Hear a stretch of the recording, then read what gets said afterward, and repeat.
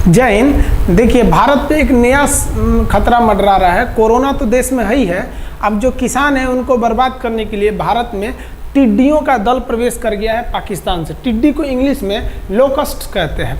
ये पाकिस्तान में आया, हालांकि इसकी ओरिजिन पाकिस्तान से नहीं हुई थी, उसको भी समझते हैं।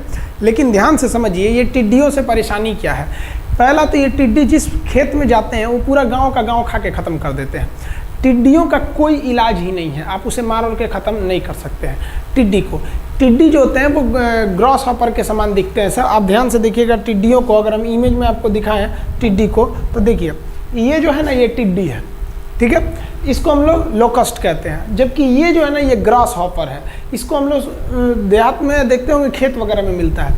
ये इसका साइज से ये डबल में होता है। इसका जो साइज होता है ना, हमारी जो सबसे बड़ी उंगली होती है उसके साइज के होते हैं ये टिड्डी, और ये जो होते हैं छोटे साइज के होते हैं, इतना छोटा सा तो ये होता है ये।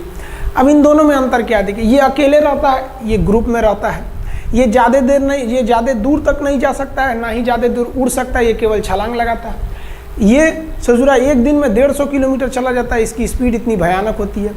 सबसे बड़ी खराबी क्या है कि ये लोग ग्रुप में रहते हैं, पूरी तरह ग्रुप में रहते हैं। हिंदुस्तान में जो टिड्डी आई है उसका ग्रुप जानते हैं कितना है? 80 करोड़ के ग्रुप में आए हैं। सोचिए 80 करोड़ आ गए हैं, और अभी लगभग 35 करोड़ टिड्डी पाकिस्तान में है। वो दूसरा ग्रुप है, वो पीछे छूट गया, अभी वो भी एंट्री मारने वाला है। अब ये इतने ग्रुप में रहते हैं तो इन ससुरों में देखिए ये ग्रुप इतना भयानक रह रहे हैं, तो इनमें तो प्रजनन बहुत तेज होगा, रिप्रोडक्शन। ये एक महीने में अपनी तादाद को 5 गुना कर लेते हैं। अब इस तरह से रहेंगे सब तो तादाद बढ़वे करेगा, आप क्या करेंगे। तो ये टिड्डी है सब। अब ये इंडिया में एंट्री मारे हैं सब। अब हम लोग समझते हैं इंडिया के कहाँ पर इनको ज़्यादा खतरा है, कहाँ इनसे ज़्यादा खतरा है। तो पहला तो भैया इनका कोई सोल्यूशन ही नहीं है। अभी हम आपको वीडियो दिखाएंगे क्यों सोल्यूशन नहीं है। इनकी जो नंबर्स है वो 80 करोड़ में आई गई है, और इनका जो स्पीड होता है वो 150 किलोमीटर पर डे होता है। एक दिन में ये 150 किलोमीटर सफ़र तय कर सकते हैं। रिप्रोडक्शन रेट इनका 5 गुना हो गया है। यहाँ पे ये एंट्री किधर से किए हैं? पाकिस्तान के एरिया से एंट्री कर दी है, और अभी ये इंडिया के इस पोर्शन में है, यानी गुजरात, राजस्थान, मध्य प्रदेश, महाराष्ट्र, यूपी का पश्चिमी एरिया और दिल्ली, हरियाणा में। अभी ये इस रीजन में है ये टिड्डी दल। इससे राजस्थान की पूरी फसलों को ये खराब कर चुके हैं। ये जिस एरिया में जाते हैं, अगर आप सोचिए 80 करोड़ जाएंगे, पूरा पत्ती, अनाज, गेहूं वगैरह सब खा जाते हैं, कुछ भी नहीं छोड़ते, अकाल ले आ देते हैं वहाँ पर। एक तो कोरोना अपने ही संकट था। इनको चिड़िया वगैरह भी नहीं खा सकती है, क्योंकि इनकी संख्या इतनी ज़्यादा है कि आदमी गायब हो जाता है उसमें। पेड़ पे एकदम बुरी तरह से छाप लेते हैं।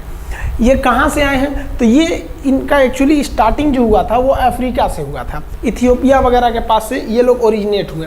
यहाँ से इनका दल जो गया यमन में गया, यमन से ये उड़ के ईरान चले आए। देख रहे हैं इंटरनेशनल है सबसे सुरे से भी सब।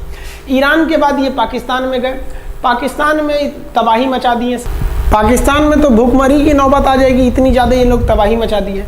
उसके बाद ये इंडिया में एंट्री कर गए। ये देखिए इंडिया, एक्चुअली यहाँ ग्रीन कलर का इंडिया भी है, ग्रीन कलर का बोर्ड भी है, इसलिए नहीं दिख रहा है। हम इसलिए बोर्ड का कलर चेंज कर देते हैं, आपको इंडिया आराम से अब दिख जाएगा। देखिए ध्यान से, अभी ये इंडिया में एंट्री मार गए। इंडिया में इनसे कुछ ज़्यादा ही खतरा हो गया है। इंडिया में ऐसा खतरा क्यों हो गया है? अब देखिए ये इस तरह से ये इंडिया में आए हैं। इनसे इंडिया में खतरा इस बात का है कि इनका जो प्रजनन का यानी रिप्रोडक्शन का जो मेन सीजन होता है वो बरसात होता है, और ये एंट्री मारे हैं इंडिया में बरसात के समय में। अभी 10 से 15 दिन में बरसात फुल फ्लेज में इंडिया में आ जाएगी, और 10 से 15 दिन में टिड्डी दल वो जो पाकिस्तान में छूटा है वो भी इंडिया में घुस जाएगा। और ये बरसात में अपना ट्रेवल कम कर देते हैं, यानी बहुत ज़्यादा गति घूमते फिरते नहीं है। और अगर इंडिया में रिप्रोडक्शन इनका हो गया ना, तो फिर तो तबाह कर देंगे सब इंडिया को। ये भारत पर एक खाद्य संकट उत्पन्न हो जाएगा कि भैया हमारे पास अनाज कम पड़ गया, और कोरोना के संकट में दूसरे देश से हम मदद की कोई उम्मीद नहीं कर सकते, क्योंकि सब के सब परेशान है। तो भारत सरकार अभी मेनली इनको ठहराव न हो इसलिए इस पर विचार कर रही है। इन्हें मारने का भी कोई रास्ता नहीं है, इन पर कीटनाशक ही छिड़का जा रहा है, जो बहुत बड़े पैमाने पर कार्य जारी है। इनकी संख्या इतनी भयानक होती है कि आप अगर देखेंगे तो गांव का गांव ढक जाता है। यहाँ पे आपको ये एरिया दिख रहा होगा, ये चीज़, इसमें आपको इमेज में कहीं पेड़ नहीं दिखेगा, जबकि ये पूरे पेड़ पर टिड्डियों का हमला है। पूरे तरह से इस पेड़ को टिड्डियों ने छाप लिया है। यहाँ देखिए आपको इस इमेज में एक आदमी दिखेगा। टिड्डियों की इतनी ज़्यादा तादाद होती है कि बेचारा आदमी भी कुछ नहीं कर सकता है। थाली वगैरह बजाइएगा तो भागेंगे सब। आप अगर देखेंगे टिड्डियों का हमला, तो आप इन पेड़ों को देखिए, अगर आप बिहार के होंगे तो आपको लगता होगा जैसे मुजफ्फरपुर का लीची का पेड़ है, इसमें एक भी लीची नहीं है। ये एक हरा भरा पेड़ था जिसको टिड्डी बैठ गए हैं सब, वो टिड्डी दिख रहे हैं सब। इतना ज़्यादा बैठ जाते हैं कि किसी भी पेड़ को खा के ख़त्म कर देते हैं। आपके पूरा गांव, जिला का जिला, गेहूं चावल जो भी लगाए रहेंगे खा जाएंगे। और ये बरसात में एंट्री मार रहे हैं सब। बरसात में हमारे यहाँ बोया जाएगा धान, धान को खा के ख़त्म कर देंगे सब। खाद्य संकट मंडराने लगेगा भारत के ऊपर।